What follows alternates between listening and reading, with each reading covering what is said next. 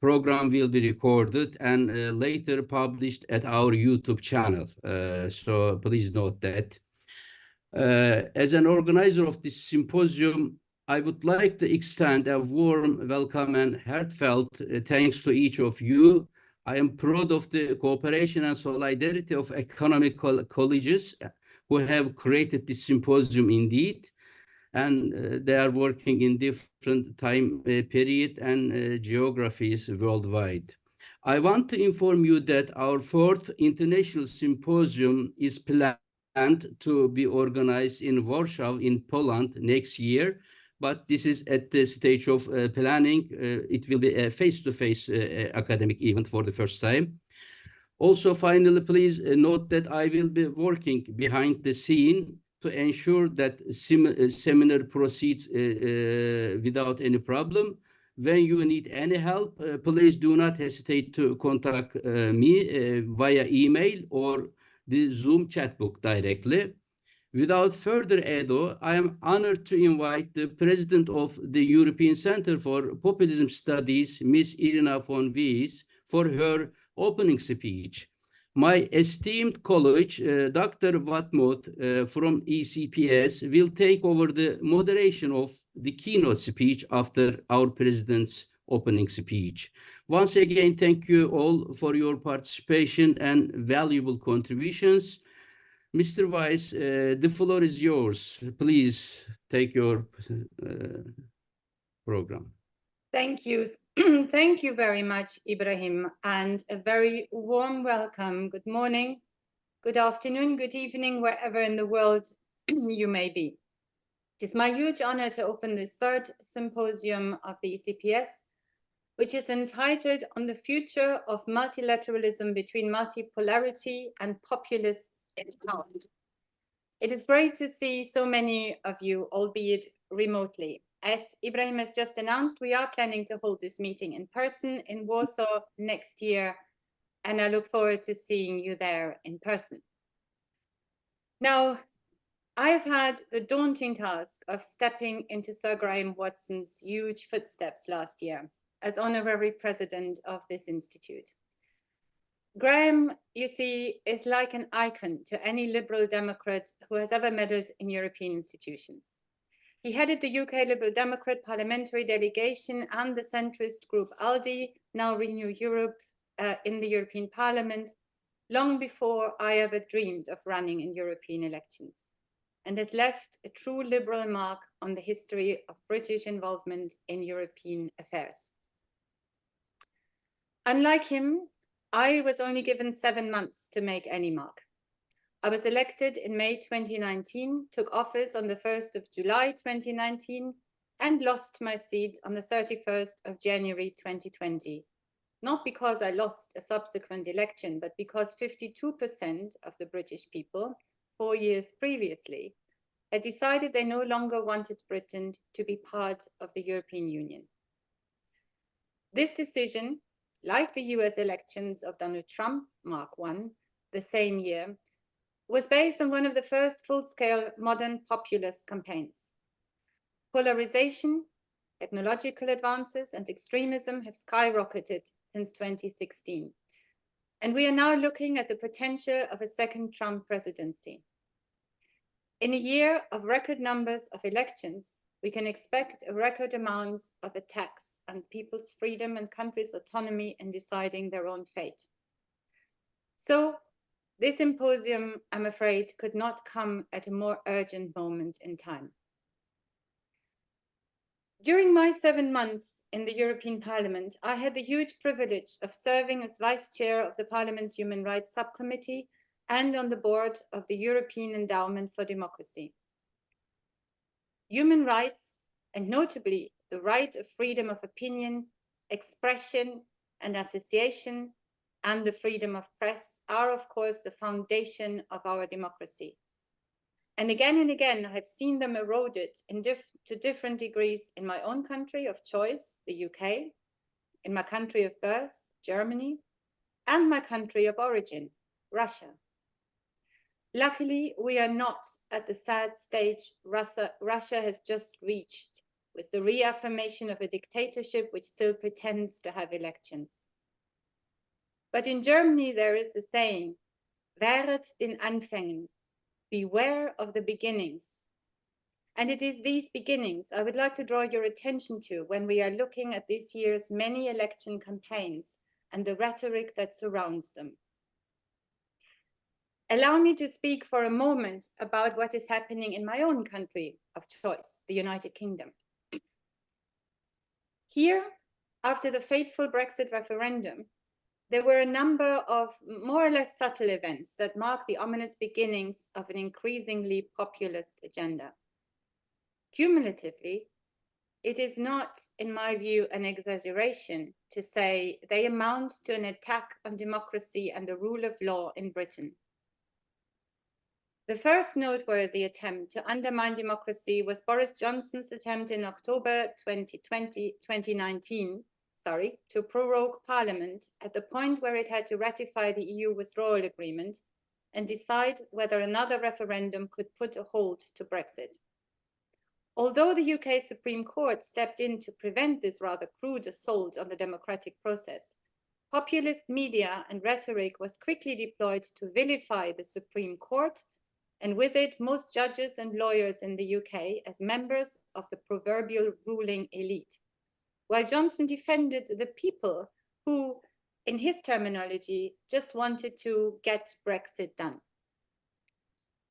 The second assault came with the attempt by the same government to ignore the international treaty it had just signed itself with the European Union, setting out the terms of post-Brexit trade in Northern Ireland, an assault not only on the rule of law, but on Britain's credibility on the international stage.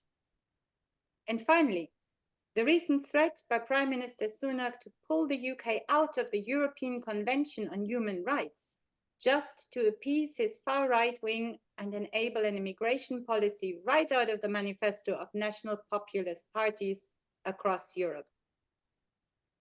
Now, all these assaults were supported by typical populist tactics: disinformation on a massive scale, anti-elitist rhetoric, and international polarization of the British people, pitching ethnicities and religious communities against each other. Don't get me wrong, I am not equating the UK with Hungary or Turkey, where liberal democracy has been eroded possibly beyond repair.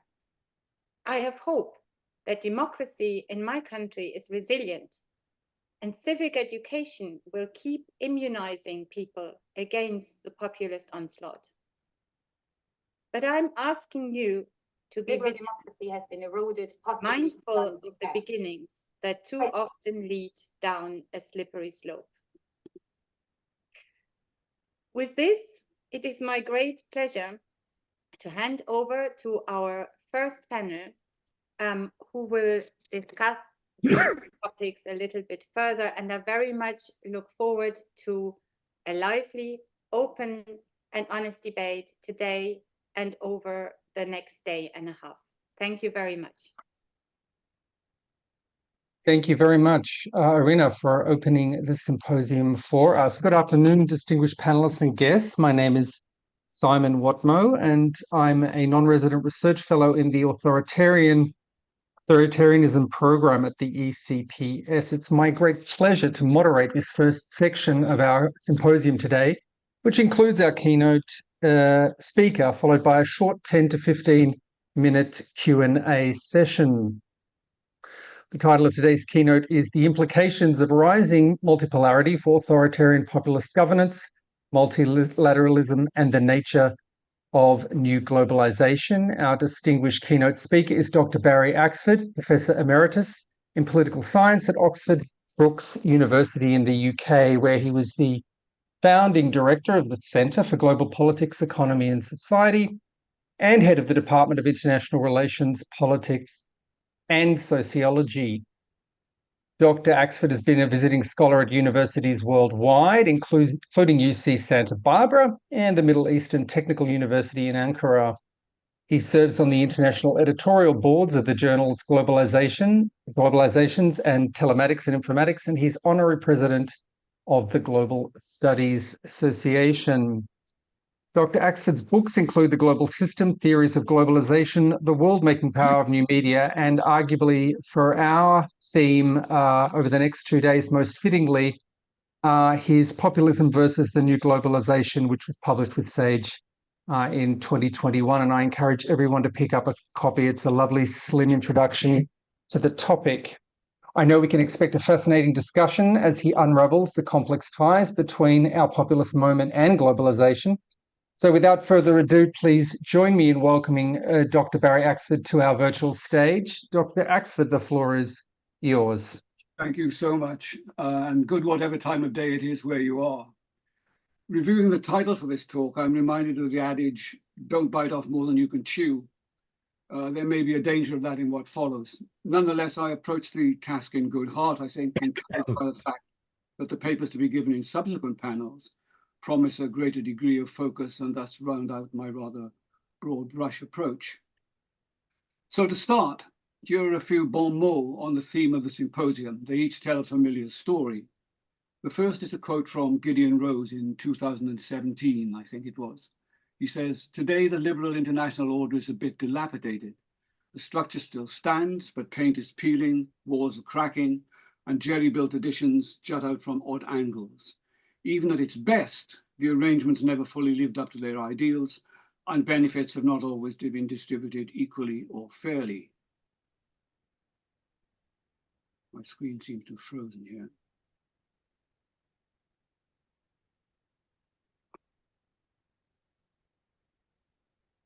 So I'm looking for my second quote. The second bon mot is from EU Foreign Affairs Supremo Joseph Borrell in July 23, who said, "We live in a more and more multipolar world, but multilateralism is in retreat. It's a paradox. Why? Because when the number of participants in a game increases, the natural response should be to strengthen the rules governing the game. However, we are facing the opposite trend. The rules governing the world are running out of steam. We must find ways to overcome this paradox." The third bon mot is that regardless of what robust multilateralism might imply or even require, as Donald Trump repeated a month or so ago, collective security, among other things, can go hang if America is expected to go on bearing undue financial costs. My fourth bon mot is from Elizabeth Broad's recent book, in which she claims the uprising of Europe's farmers is a final nail in the coffin of globalization. She goes on, "Now globalization is rapidly retreating, and the forces of populism it helped unleash are on the march." Finally, from the political platform in October of last year, a more swingeing judgment than all the others, I think, which says, "For years we debated whether multipolarity would strengthen or weaken multilateralism. Now we know it has killed it."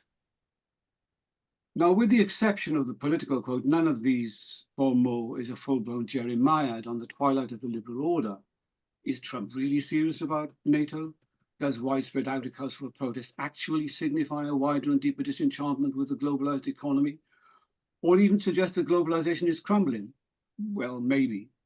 But at the very least, we're alerted to the complexity and dangerous messiness of world geopolitics and economics today, and this almost irrespective of where you stand on the rise or decline in American power. I'll begin by addressing the key terms in use. First, multilateralism, and particularly its troubled confrere, the liberal international order. Then multipolarity, which with something of an Orwellian cast can be read in different ways, and with quite different agendas in mind, I think. And finally, the part played by populism in these scenarios. All of this has to be couched, I think, in a rather wider canvas of what I've called the new globalization and the attendant shift to a re-racinated modernity and what that might entail for world order. So multilateralism first. This is rehearsing familiar ground, I think. The concept of liberal international order is far from precise, despite its routine use by scholars, journalists, and politicians. It is often spoken about as an open and rule-based order, enshrined in, and I'm quoting from John Eikenberry here, institutions such as the UN and norms such as multilateralism. States are core actors in this order, which nonetheless prescribes a cooperative demeanor on their part, and in some cases a partial abrogation or pooling of state power. But some definitional and thus, I think, operational issues arise. These include obvious qualifiers as to its actual openness. Is it really no more than a Western club masquerading as a universal order? What is meant by rules? Who makes them and what are the sources of their legitimacy? There's also the matter of what liberal implies. Does it reference a modal opposition to authoritarianism? Is it all about open markets and opposition to economic nationalism? Or is it just an abstract and scholarly term used to disparage realist and neo-realist theories of international relations? Well, as you might imagine, in fact, the concept melds all these definitions of liberal, but in doing so highlights tensions between them. These tensions are evident in what became known some years back, I recall, as the Beijing Consensus, whose precepts were succinctly put by Stefan Halper in 2012 when he wrote that states outside the West have been learning market economics with traditional autocratic or semi-autocratic politics in a process that signals an intellectual rejection of the Western economic model. Here, economic and political liberalism are distinct, and one does not predicate the other. The present international order fuses two distinct notions. The first dates back to the Peace of Westphalia in 1648, somewhat contentiously taken to have laid down the concept of state sovereignty. The second draws on liberal thinking developed first in Britain and the US over the past 2 centuries. This version of liberal embraces, and I'm quoting Eikenberry again, open markets, international institutions, cooperative security, democratic community, progressive change, collective problem solving, shared sovereignty, and the rule of law. So what we currently depict as the international liberal order is in fact a hybrid based on more or less statist assumptions, and since 1945, a regard for multilateral cooperation in many policy areas and issues of common concern. In all but name, this is where the rub lies, in all but name, this was a settlement made in the image of the Western powers that initiated it. Realist in its commitment to state autonomy, it also espoused liberal principles and these found expression in the UN Charter. The great economic institutions of the post-war era, the GATT and then WTO, the World Bank and the International Monetary Fund, were resolutely liberal, but still dominated by Western powers and reflected Western economic interests. So the idea of a liberal international order comprises 3 basic elements. The first is a systemic configuration of power in the doctrine of sovereignty. The second is the architecture of fundamental rules and practices that designate sources of authority in that order and smooth its routine operation. Finally, there is the framework of social norms and that sanctions the other 2 elements. This third element provides a justification for what might otherwise appear as a system governed by contradictory imperatives, territorial particularism and moral universalism. These elements have developed in different and sometimes contradictory ways, and these are manifest in the tensions over an international security order, an international economic order, and an international human rights regime, all made under the auspices of a self-styled benign American hegemony. Current arguments between the West and authoritarian powers such as China and Russia are not so much about international order per se, but about different versions of it, and in particular, about the way Western powers have sought to change it since the end of the Cold War. Russia, I suppose some startling appearances to the contrary, wants to go back to the order agreed at Yalta in 1945, in which states with different ideologies and political systems coexist, and in particular respect territorial sovereignty, a purely Westphalian world, in other words. In contrast, the more liberal order for which many in the West argued in the post-Cold War period demands that states be obedient to liberal principles in foreign policy, and I suppose in significant aspects of domestic policy too. What about multipolarity? At this point, it's appropriate to add that opposition to the liberal world order is not confined to China, Russia, and their allies. During Donald Trump's presidency, and still a feature of his current bid for office, is the rhetorical rejection of the post-war liberal order and America's stewardship of it. Moreover, it is clear that states of different hues do not share the vision of a benign US hegemony, or if they share it, wonder if the US is still suited to or committed to playing that role. In 2016, I think it was, Fu Ying, then chair of the Foreign Affairs Committee of the Chinese National People's Congress, identified 3 features of what she called the US-led world order. These are the American value system, the US military alignment system, an international institute, sorry, I lost my page again, and international institutions, including the UN system. Although she didn't use the term hegemony, what she describes amounts to the same thing. Apparently willing to support the third element of the international order, she said that China would always temper its approval of a system based on Western and especially American values. This reaction is increasingly widespread and has led to demands to dismantle the post-war geopolitical order and inaugurate a more obviously multipolar world, just as it's been realized in the economic sector. Americans counter, of course, that their hegemony has been and remains benevolent. But the fact is that many outside the geographic and ideological West, and some within it, including countries in Europe, see the liberal international order as an ideological project. China is still frequently mentioned as a possible or likely successor to American hegemony, and so attention rightly turns to the kind of world order it would support and pursue. Multipolarity is a defining feature of this order, and it elicits both approbation and opprobrium. Some commentators argue that it is a myth, and even those who discern its rise claim either that it can only ever be unbalanced and therefore dangerous, or that it meets the growing demand for sovereignty and identity and recognizes that there are multiple routes to economic modernity, especially in the global south. As Joseph Borrell also said, this new multipolarity results from a combination of three dynamics. First, a wider distribution of wealth in the world. Second, the willingness of hitherto middle-ranking states to assert themselves strategically and ideologically. And third, the emergence of an increasingly transactional international system, seen in bilateral deals, strategic partnerships and the like, or in forms of multilateralism, rather than in global rules. Now, all this is a good way from the uniform end of history envisaged by Fukuyama in the early 90s, or visions of the smooth network world of hyperglobalist fantasy, and is clearly threatening to liberalism and universalism as the paradigm expressions of a post-ideological world.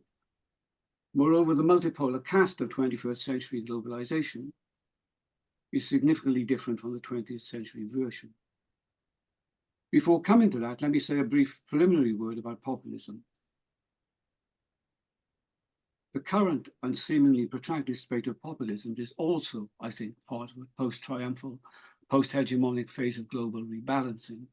It is an expression of the tensions of the rise of globalization as a process of interconnection and debordering on the one hand, and strains of consciousness as well as pressing exigencies that resist any such convergence. It is at once fractal and ubiquitous. National populism is clearly orthogonal to the ideological landscape of the neoliberal narrative in the late 20th century globalization, with its borderless credo. Then it was fashionable, seemingly prescient, to declaim the potentially borderless quality of every kind of network and flow. Now that bullishness is largely absent in the global north as well as in the south. Populism, in its current guise, is a specific moment in the more encompassing dialectic of global convergence and heterogeneity, a dialectic that displays various types of accommodation between national and global imaginaries, while still proclaiming an ideological and an ontological divide between the two. The much rehearsed crisis of Western liberal capitalism is, along with the travails of Western modernity more generally construed, a staple in accounts of global change, leading to intense arguments about the end or rebirth of modern history. Sometimes this is glossed as a hegemonic shift, the sequential and even cyclical passing of preponderant might. But more often today, the emphasis is on systemic disruption, disjunction, and fragmentations, and on alternative futures where nothing is certain and insecurity is rife. In terms of scholarship's attention to things global, this is an important development. For one thing, it locates the much touted backlash against globalization and modernity in a global crisis of existential security, which is a matter of consciousness, of course. In his well-known book, The Silent Revolution, published in 1947, when I was born, published in 1977, Ronald Inglehart drew attention to the extraordinarily high levels of existential security experienced in mature democracies in the decades following World War II. But for the past 40 years or so, citizens of even high-income countries have seen more volatility in fortunes, so that they no longer take material well-being or even survival for granted. As a result, the graph of tracing feelings of security has taken a marked downward turn. You will recall that Ulrich Beck argued that this is part of the crisis of second modernity, the inevitable consequence of living in the risk society. In risk society, hazards have become much more, or rather much less predictable than of yore, and even when predictable, profoundly more unmanageable. As a result, the scope for contingency, doubt, and relativism increases vastly, to the point where fears about survival are rife, all without the dampening effects of fatalism or the haven of insurance. In this scenario, the list of contributory ailments is familiar: declining real incomes, erosion of job security, rising income equality within, if not always between nations, and fears for the lot of subsequent generations, not least in terms of actual or impending environmental and health disasters, and perceived threats from uncontrolled immigration and the displacement of whole peoples. Inglehart argued that the silent revolution dynamic is still at work, but to a marked extent, it has gone into reverse, with acute consequences both politically and socially. The consequences include growing support for xenophobic, populist and authoritarian movements, along with a morbid fear of globalization, at least in its paradigmatic Western and capitalist, read neoliberal shape. In systemic language, this is something of a major point, I think. In systemic language, this suggests a faltering of the Western model of globalization and of Western modernity. Modernity shaped by rational cognitive reflexivity on the part of individuals and institutions, along with a critical monitoring of the self and social institutions by all actors. And as a reaction to the perceived failure of reflexive modernization and the ability to manage the trials of everyday life, there's been a search for, or sometimes a reversion to, seemingly more authentic and certainly more expressive components of self and collective identity. Anti-globalization and neo-statist rhetoric and activism is one such expression, distilled in the slogan, "Taking my country back." And it appears in various shades of contentious politics, not all of them regressive. And where it is not seen as part of a cyclical process, but as a contingency born of circumstance, deglobalization is another, often taking the form of what Nathan Betts called the innovative fortification of various enclaves and identities to protect against globalization's relativizing and integrative dynamics. Populism is a key, though not the only component in such politics. What are the implications for globalization's 21st century profile? The politics range from exclusivist forms of collective identity, like ultranationalism, through a world in which the other, however you conceive that, is forever consigned as alien and untrustworthy, to adopt and design ourselves in line with fashion or circumstance, making identity construction a lifestyle choice, almost postmodern, I suppose. Crucially for the temper of politics abroad in such a milieu, the latter often entails a rejection of meaning systems that are mediated by technical expertise, abstract systems, and rationality. Ironically, at a time when life itself is ever more subject to the pervasive technologies of the internet, AGI, artificial general intelligence, and some quantum computing. The first two are all too familiar as the tools of what Joshua Neves calls under-globalization, with its panoply of fake news, deep fakes, conspiracy theories, disinformation, and polarized worldviews. On the ground, the search for security and for recognition has triggered new forms of contentious politics, as well as varieties of populism, new social movements of indigenous peoples, climate change protesters, communitarians, feminists, and trans activists have invoked elements of the romantic aesthetic tradition, but in its most robust and least palatable form, the search to minimize exposure to risk tribalizes relations between groups. In this scenario, the recently dominant trope of a hegemonic, benign, and borderless global order, capitalist, liberal, and embracing of cultural diversity, has less and less purchase. Other contenders, other globalizations, you might say, such as justice globalism or jihadist globalism, perhaps civilizationism, as well as evidence of multiple roots of modernity, point up the increasingly vociferous, or at any rate plural, qualities of the umbrella concept of globalization. The point is that all such changes in the real world demand an agile scholarship to address changing global complexity, which is comprised, inter alia, of the emergence of non-Western, post-Western, post-capitalist, and post-socialist globalities, and a myriad of global formations, including platforms in cyberspace. A sense of impending doom on many fronts lends a febrile quality to any discussion of global change and its direction, though the actual set of the world, after a veritable glut of deluge, remains hard to fathom. Which will undo us first? Nuclear Armageddon, courtesy of a throwback to what, pre-Ukraine, most scholarship had consigned as an outdated 20th century trope for world order? Or might demise lie in the kind of politics occasioned by excessive inequalities and growing precarities? In the spillover from the wars in Ukraine and Gaza and the weakening of US hegemony on many fronts, is climate change the obvious or only foremost in the apocalypse states? These are hardly frivolous questions, and for some they betoken a world already far down the road to perdition. So is there a new globalization?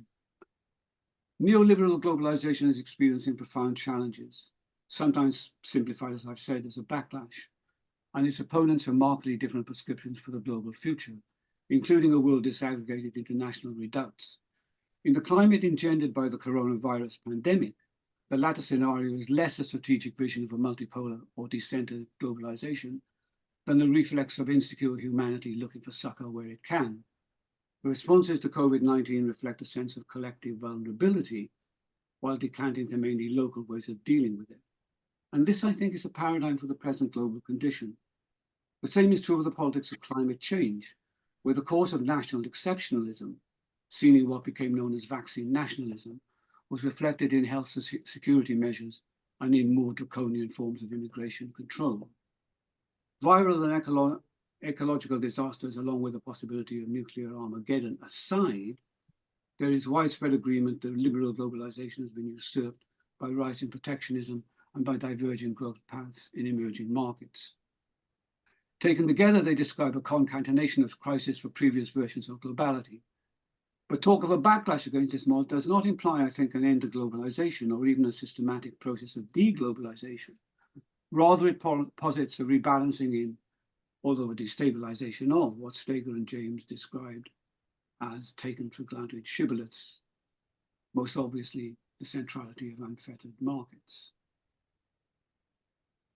At this point and sensible constraints of time, I advert three sets of factors which are remaking globalization, but without going into great detail. First, we should note a shift in the global balance of economic power, which is or may be of world historical significance. We're in the midst of another long-term transition from the Atlantic economy, Atlantic globalization, to the Pacific economy, Pacific globalization, a shift that further attests to globalization's dynamism and its indeterminate nature. This rebalancing is often characterized as a process of post-Westernization or Easternization. Using such labels is still simplifying. Sorry, my screen is jumping around in front of me here. But qualifies the urge to treat radical changes as just another increment in the cyclical transfer of hegemonic power. It is more accurately portrayed as a process of multipolar globalization, no longer enthralled to Western neoliberalism. Easternization is a complex process. Post-Westernization is a complex process wherein non-Western societies and civilizations acquire, institutionalize, and transform modern trades, as Casanova said in 2011, but crucially also enact their own versions of modernity out of their own pasts. The Chinese case underlines the fact that the pattern of global economic integration is not a Western telos, and in key respects never has been. So important questions have to be asked about the significance of events and trends and about the rise of emergent economies and fragmented societies more generally. Are these secular changes, heralding an epoch-ending terminal failure of the status quo, or another periodic readjustment in the dominance of global, read Western capitalism? Do they advance or retard neoliberalism, or is that question already redundant? Are they just another frisson in the changing, if not cyclical, fortunes of nations in general and preponderant nations in particular? Do they signify the advent of post-liberal globalization to core, as in a liberal and authoritarian state, China, and its cohorts make the running in terms of global growth and stewardship? More portentous, are the shifts epochal because they intimate the breakup of capitalist world economy, of capitalist modernity, and thus of capitalist history? The weight of these questions imparts a more nebulous quality to any judgments one might make about apparently seminal indicators of global change. The likelihood is that multipolar globalization has its own dynamics. including the lineages of Chinese and Indian economic development as alternatives to Western models of growth. But this is not another grand narrative of globalization, a new hegemony in the making, more a major rebalancing in key areas such as trade, finance, international institutions, and soft power. It contributes to a crisis of dominant modes and the appearance of a globalization that is more complex, overlapping, disjunctive, and disordered. My second indicator of what you might call new globalization is digitalization. I won't say very much about this. Of course, there are still robust signs of global convergence economically and culturally, but the drivers and character of that convergence are changing. And this has consequences for the character of world trade, for growth, as well as for wealth creation and distribution. Such drivers also impact profoundly on the ways we live our lives. Here I advert digitalization, the displacement of analog technologies and cultures by digital means, as a new global formation that has become, use Barry Sandewell's phrase, continuous and ubiquitous. In this respect, though in many others too, the emergent global, as Apadurai said recently, is or has been all about speed. While trading goods seems to be slowing down and maybe stagnating, trading global services and information, especially where they're digitally enabled, continues to boom. Of course, there are disabling pinch points in these developments. Digital technologies are not replacing mass and low-cost manufacturing altogether, or not yet. But the roboticization of production threatens an ever wider constituency of workers, not only low or unskilled operatives. The cultural and political need to protect jobs in face of such pressures is growing stronger, especially in advanced economies. And this spawns a protectionist politics to match. But here there is a critical prospect to consider. Across the board, maybe a more important prospect to consider, across the board, digital media are no longer just intermediaries between social agents, no longer just channels or conduits of information. Rather, they are generative social apparatuses that produce the social. Digital technologies are designed for a borderless world because, as Barry Sandewell argues, the images of life and nature and relationships they promulgate tend to take a universal form. Yet there are paradoxes here. Some of them apparent in the ruttedness of places and identities when set against the desire to live in the moment, to benefit from simultaneity and routine access to digital means, and yet be free of the usual joys and trammels of human contact. Arguably, and I know it's arguably, these developments have few, if any, parallels in previous analog cultures. The virtual inscription to cyberspace are creating new spaces and times of politics, governance, and leisure, new business practices, and new kinds of imagined community. The changes are perhaps most advanced in and dramatic in visual world, especially in the seductiveness and growing availability of worlds through virtual and augmented reality technologies and AGI. But in truth, they're everywhere, because digital information is accessible at any point on the planet, if not always easy. And thus supplies resources for personal and institutional innovation and greater reflexivity, and also opportunities for more systematic and draconian surveillance. This process is never going to be a tale of bland homogenization. The globalization of digital culture is variable and contested in terms of its liberating potential, its repressive and dehumanizing possibilities, and its variation across localities. And the digitalization of personal worlds and cultures demonstrates the same features, arouses the same passions. My third indicator of a new globalization is what I've called, and others have also called, sovereigntism. In a recent foray, Jonathan Friedman corrals populism's basic precepts with the label sovereigntism, an almost elemental regard for retaining or taking back control over one's conditions of existence, which is a mantra that keeps on giving. Witness the recently ex-British Prime Minister Liz Truss to the CPAC conference in the United States. In like vein, Paulo Gabaudo labels this phenomenon neo-statism. Sovereigntism is a very portable concept, and popular sovereigntism, the will of the people, is the evocation most favored by populists. Just where does all this sit in the narrative of a new globalization? Sovereignty resides center stage, if uneasily, in all accounts of modern globalization. And despite focus on the capacity and on the future capacity of the nation state and the international system of states, alongside a threat or promise of statelessness. Sovereigntism looks back longingly to a more untrammeled version of sovereign power based on mutually exclusive territories and the retrenchment to the national dimension. If populism is the bully boy opponent of globalization, then sovereigntism and neo-statism are its intellectual and ideological avatars. They instantiate the innovative fortification of the national I spoke of earlier, but again, they do not amount to deglobalization. Most observers now agree that states are not in demise, which was the hyper-globalist conceit not all that long ago, in fact. But are they routinely effective actors, not just in the mythology of realist and neo-realist theory, but in their actual ability to penetrate, extract, and coordinate resources within a territorially defined space and act in concert with others? These resources include the size of the available pool of trust in governments and the belief that by and large they will do what they do will enhance the quality of life for citizens. The COVID-19 pandemic trialed the strength of that trust, challenging the state's position as a bastion for nationals while underlining its vulnerability to the indifferent globality of pathogens. But is this a limiting case, or was the pandemic a turning point in the capacity of individual states to manage their affairs, as well as in the shape of global geopolitics? But are there, I'm going to skip a short section continuing this theme and jump immediately to my conclusion. All this sounds pretty dour in many ways. Are there any reasons to be cheerful? Populism, which traffics the relativization and even transcendence of modernity's principles and forms, holds up a mirror to current politics and the current phase of globalization, and what that shows is both unedifying and palatable. But the vociferous quality of politics around the world should temper any impulse to generalize. This is the world manifesting different kinds of conflict and revolt, and that variety is itself a reflection of growing, not to say systemic, multipolarity. The decentredness or multi-centeredness of this world also qualifies any neat blanket labels such as global capitalism, global neoliberalism, or liberal order, as unequivocal descriptions of a predominant or hegemonic variety of globalization or global system.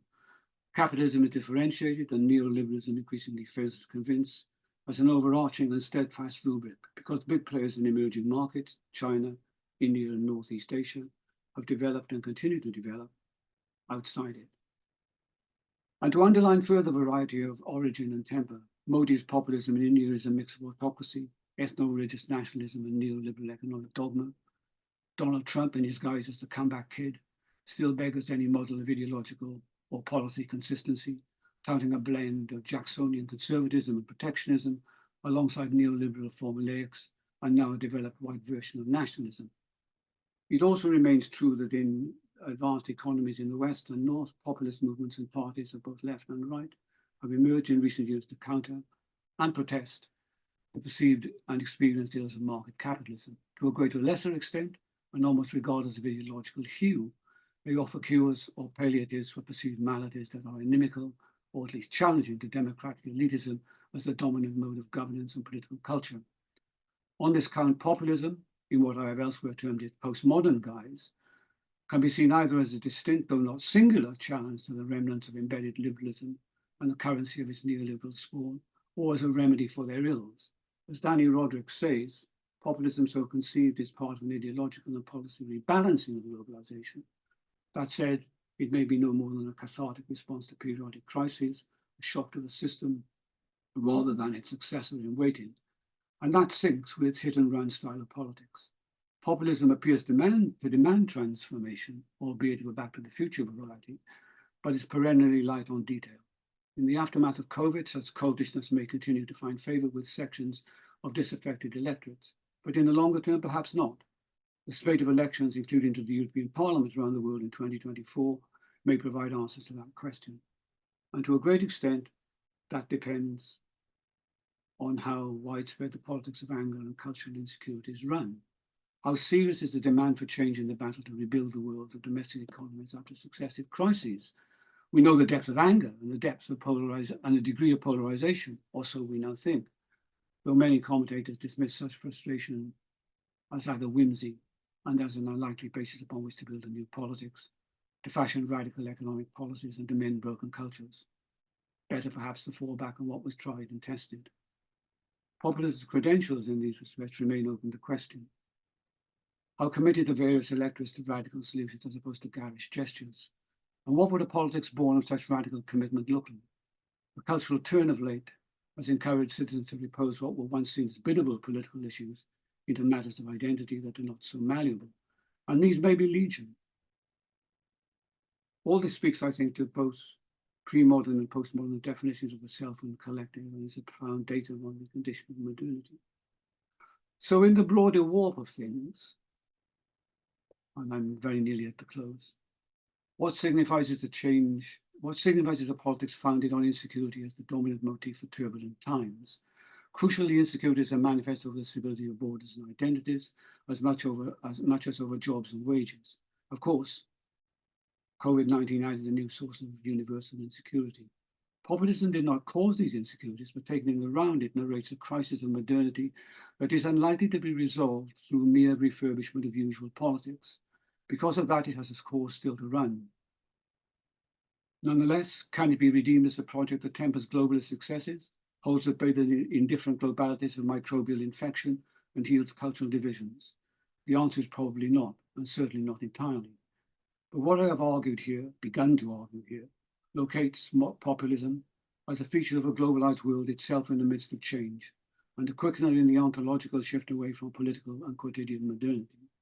Populism may not be an embedded feature of current geopolitics, but it is expressive of what is now a modal force for change, perhaps for good, more likely perhaps for ill.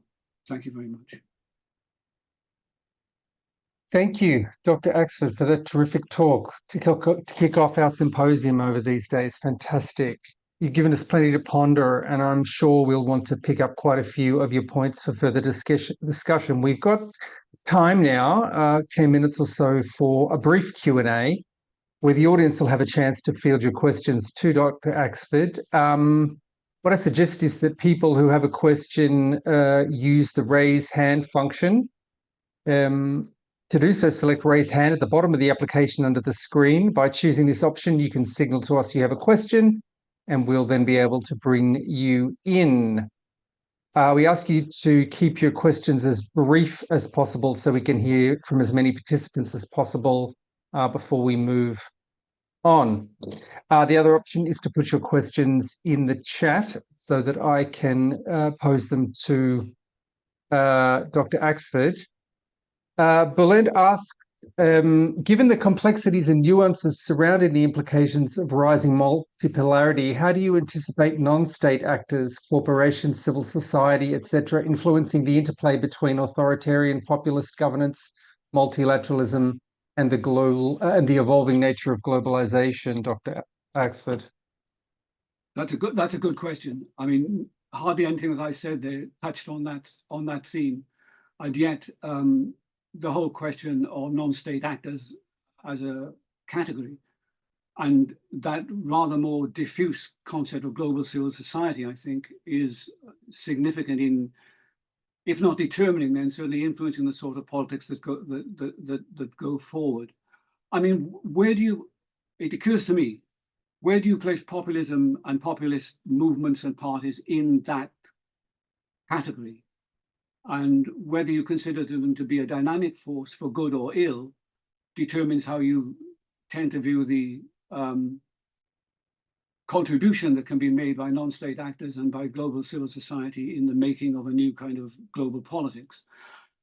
My frank answer is I'm not sure.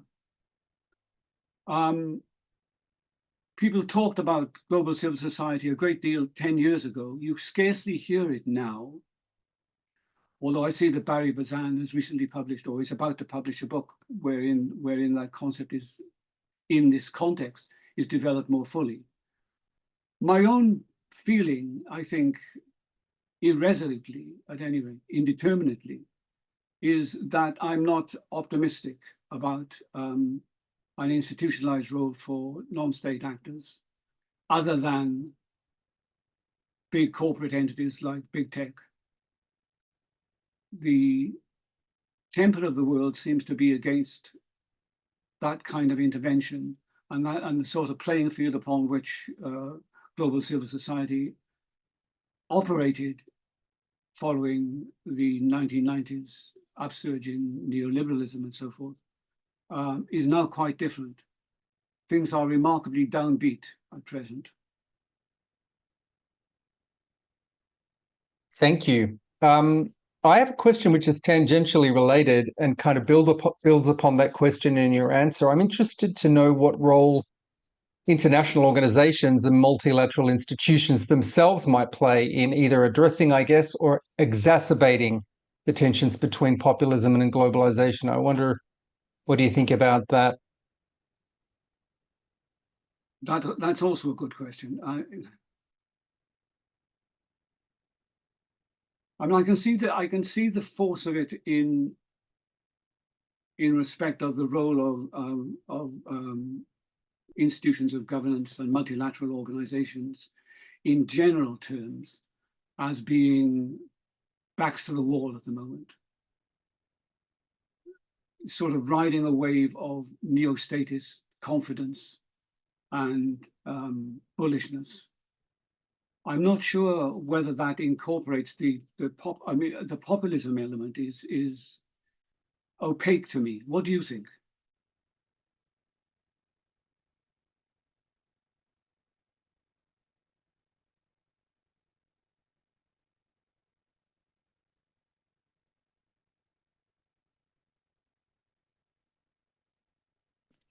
I've lost the video. I've lost the audio. Simon, you are mute. Oh, I'm sorry. I was going to suggest if you take the European institutions as an example, and Irina can speak far more fully to it than I can, but I think they're too timid to stake out a position, at least to defend. I mean, I think there's been some effort around policy-wise getting ahead of some of these issues, but it seems to me that the multilateral institutions are a bit hand-tied to act, at least in a mitigating role, I guess. I think I would agree with that. And there's also I mean, curiously in terms of populism's appeal, that is, multilateral institutions and national governments are, generally speaking, in bad odor with people in general. There is a growing sense of, if not illegitimacy sufficient to cause a legitimation crisis in Habermas's sense, perhaps, then as a sense that these institutions are not valuable in creating a better world, however you want to interpret that. That makes it much more difficult to claim that you're acting on behalf of world society, global society, national constituencies. Yes, it fits more uneasily, but more truthfully, I think, in a description of world geopolitics at the moment that says it's, well, as our foreign affairs editor said in 2017, but it's ramshackle. The institutions are ramshackle, the reputation of the institutions are threadbare. There is considerable room, I think, for a crisis of legitimacy of these institutions in the next 20 years, which could prove disastrous. Yes. I think we have time for one more question. So I see Irina has her hand up. I'd like to welcome you in your question. Thank you, Simon. I really just wanted to quickly follow up on your question and Barry's answer to this earlier. And by the way, thank you so much, Barry, for this absolutely brilliant overview, really, over what is going on in the world. On multilateral institutions, having worked for the European Union, I think you're absolutely right. There is a crisis of legitimacy, and we have been trying to fight this not just from within as a pro-European politician, but I have been pointing this out in the run-up to the Brexit referendum, that populists in particular pointing to democratic deficit or so-called democratic deficit. I think that is a challenge. I think the international, particularly the supranational organizations such as the EU, need to do something about that and do urgently. Different maybe for the United Nations, which is lacking the enforcement arm. For obvious reasons, therefore, cannot act and has outmaneuvered itself, of course, with the veto in the Security Council. So I just wanted to give that brief comment. It wasn't a question, which I hope leaves open time for another question from someone else. Thank you. I think we do have time for one more question, and we have one submitted through the chat. Anna Ben Amara asks, do you think that the Cold War ideological rivalry will just remain a lesson from history, or will it be a second scenario that'll play out in the US-Chinese rivalry? What do you I'm not sure that I'm competent to answer that question, but it could cut either way. Depends. I mean, if you take what's happening with the Ukraine crisis and intervention as the center point of that, and the potential for a similar conflagration in the Asia-Pacific region, then history is repeating itself. I'm always slightly worried about that kind of historical parallelism.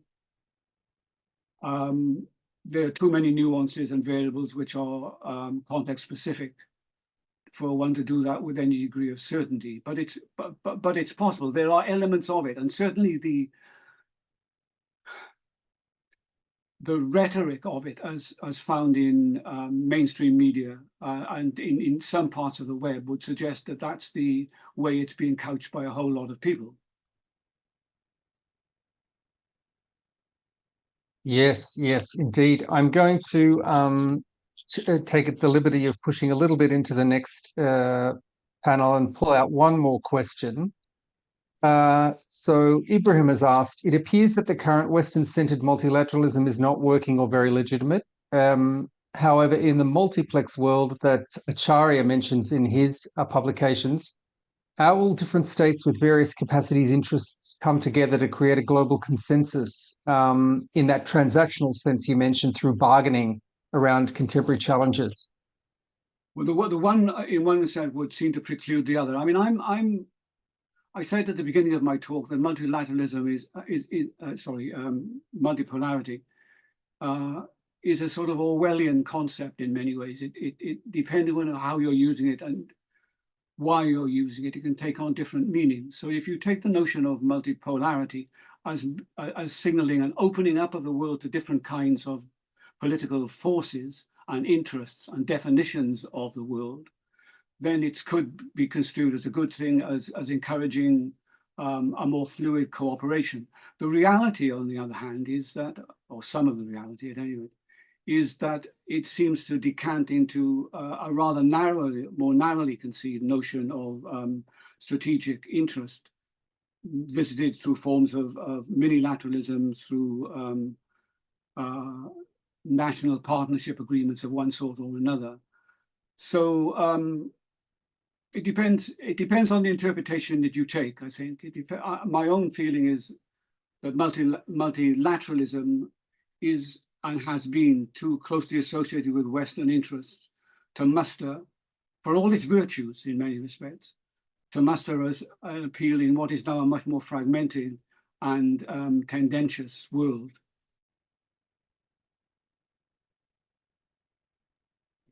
Yes, yes, I think that's right. We've gone past 2 o'clock, so that brings us to the end, sadly, of our opener.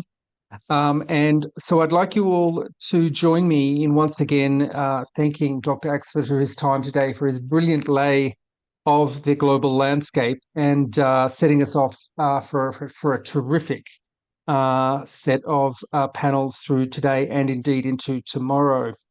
And so with that, I will pass now over to the moderator of the first panel for today, Dr. Albina Asmanova. Thanks.